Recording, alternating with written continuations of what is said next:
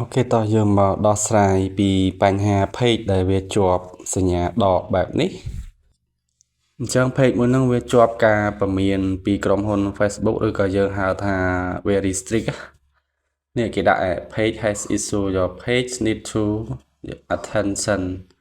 see how to help fix any issue and prevent a restriction អញ្ចឹងវាជាប់ការពមៀនអូខេតោះអញ្ចឹងយើងចាប់ផ្ដើមស្នើសុំដកការពមៀនទាំងអស់គ្នានេះអញ្ចឹង page មួយនេះគឺយើងចូលទៅ dashboard យើង check មើលទៅយើងឃើញថាវាមានបញ្ហាជាប់អសញ្ញាដកបែបហ្នឹងណាអញ្ចឹងឥឡូវយើងចូលទៅ check មើលកន្លែង status របស់វា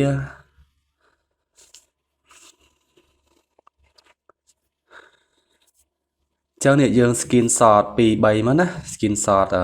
ខាងជាប់នឹងមួយមកដើម្បីអីនៅពេលដែលយើងស្នើសុំគឺយើងភ្ជាប់រូបនឹងទៅជាមួយថាឲ្យវាដោះស្រាយឲ្យយើងឲ្យបានទៅជា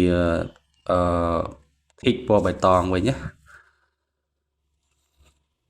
ចឹងយើងចុច review មើលបន្តិចមក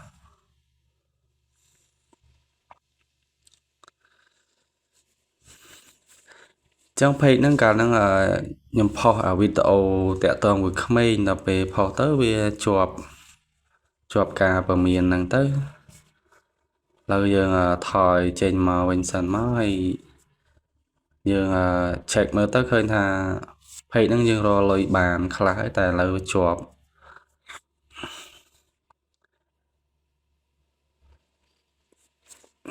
ឃើញថារក view បានច្រើនដែរមួយថ្ងៃរកបាន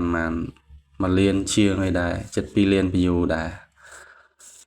តែឥឡូវជាប់បាត់អំបិលបាត់ទៅហើយបងប្អូនអើយចាំបានថាជីវិតអ្នក MMO មិនស្រួលទេ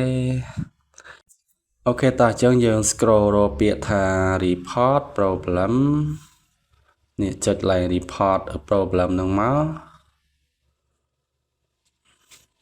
ហើយយើងចុចពាក្យថា continue to report a problem ចុចពងមកចឹងឡើយហ្នឹងយើងរងចាំវាតិចទៅដោយសារវាដើរយើងយឺតតិចអំបិលបាត់ទៅហើយបងប្អូនអើយគឺថាអំបិលតែម្ដងបាទចំ slow ឥឡូវហ្នឹងចាំតិចបងប្អូនចាំតិចអូខេនេះអញ្ចឹងយើងចុចពាក្យថា include អញ្ចឹងបើសិនជាយើងដាក់ report ទៅលើ page យើងចុចកន្លែង page អញ្ចឹងកន្លែងនេះយើងទៅសេ description បន្តិចមក description ហ្នឹងចាំខ្ញុំដាក់នៅខាងក្រោមវីដេអូនៅlike description ណាខាងក្រោមវីដេអូចាំ copy ផាសទៅនេះយើងattach រូបដែលតាក់ទងទៅនឹង program បញ្ហាដែលយើងចង់ឲ្យ Facebook វាដោះស្រាយឲ្យអញ្ចឹងយើង attach ភ្ជាប់2 3រូបមកជាប់បែបហ្នឹងមកបន្តមកទៀតយើង pass content ដែលយើងទៅសេ description ថាយើងពណ៌នេះអីខ្លះអញ្ចឹងណាស្នើសុំឲ្យវាជួយដោះស្រាយ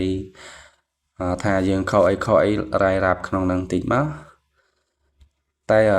description ហ្នឹងចាំខ្ញុំដាក់នៅខាងក្រោមវីដេអូចឹងដល់ពេលដែលយើងនេះហើយយើងចុចអាសញ្ញាព្រួញខាងលើហ្នឹងចុច submit ទៅហើយរងចាំប្រហែលជានេះទៅហើយចឹងដល់ពេលដែលយើងវាទៅហើយយើងរងចាំវាប្រហែលជាមួយសប្តាហ៍វានឹង review វានឹងដោះស្រាយឲ្យយើងអូខេចឹងវីដេអូហ្នឹងគឺខ្ញុំមានតែប៉ុណ្ណឹងបាយបាយ